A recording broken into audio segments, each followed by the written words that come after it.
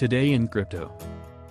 CeFi and DeFi have a long way to go in order to effectively work together, but their combined efforts will help drive mass crypto adoption. The decentralized finance industry undoubtedly has vast potential. The value locked in it has exploded, surpassing $14 billion this month. Though there is speculation over whether decentralized finance is yet another bubble, I believe it is here to stay. How it stays, however, is another matter that depends on how DeFi handles ongoing hacks and other vulnerabilities, how centralized finance incorporates DeFi's leading features and vice versa. DeFi encompasses everything that the crypto space fundamentally stands for: democracy, power to the unbanked and underbanked, transnationalism, a truly global and shared economy, all of which many would consider financial utopia. Yet no utopia has ever come into existence, and no extreme can sustainably progress toward its end goal unchecked.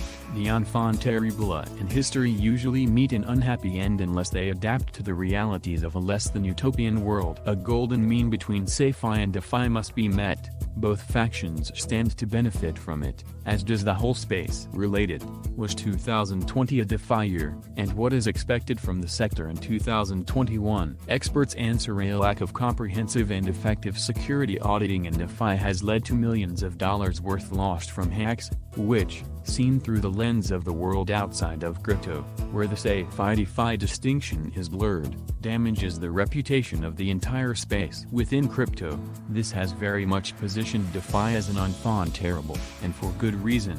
Among code bugs, flash loan attacks, system vulnerability exploits and token design issues, there were more than 20 major DeFi hacks in 2024, an amount topping $100 million. Thankfully, over the past months, there has been increasing acknowledgement of the importance of better auditing, and auditing in general, among larger DeFi players and their communities. This is the first step in the right direction. Auditing for DeFi is, of course, just as nascent in occupation as the industry itself, and while this means it is not yet up to scratch, it also leaves ample room for change and improvement, perhaps even for the development of an entirely new sub-industry, complete with standards and certifications, to address the single greatest weakness of DeFi. That security auditing model and best practice can be taken straight from CeFi and adapted to incorporate DeFi specifics. The next step would be financial audits, which would address potential vulnerabilities from a market perspective.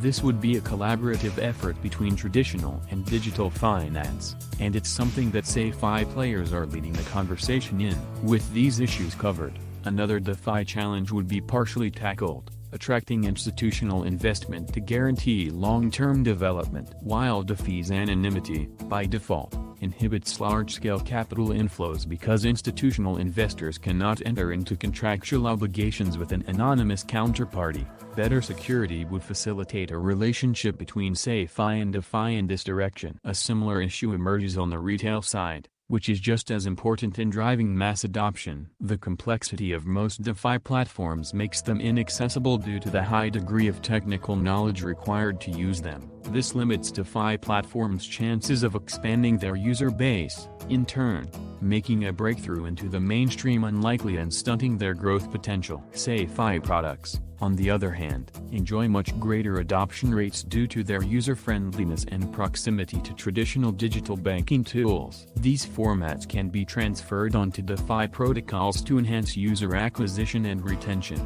Furthermore, there are currently ways in which DeFi is successfully adopting centralized components, and the fact that a substantial amount of wealth on DeFi platforms is held in stablecoins, the products of centralized organizations, is perhaps the best case in point. As such, stablecoins serve as a much-needed bridge between DeFi and CeFi. There is much to admire about what DeFi has brought to the table this year, not least that it has presented opportunities for the unbanked to access banking services, offering the democratization that our entire space aims for. Though blamed for most hacks, Flash loans are DeFi's absolute hallmark in that they are a prime example of how finance can be effectively democratized in enabling anyone to operate like a whale and take advantage of market situations that would otherwise be unavailable to them as a smaller investor. They eliminate the phenomenon of the rich getting richer, while the less wealthy stagnate due to a lack of financial tools or liquidity at opportune moments. With CeFi's greater security and user-friendliness,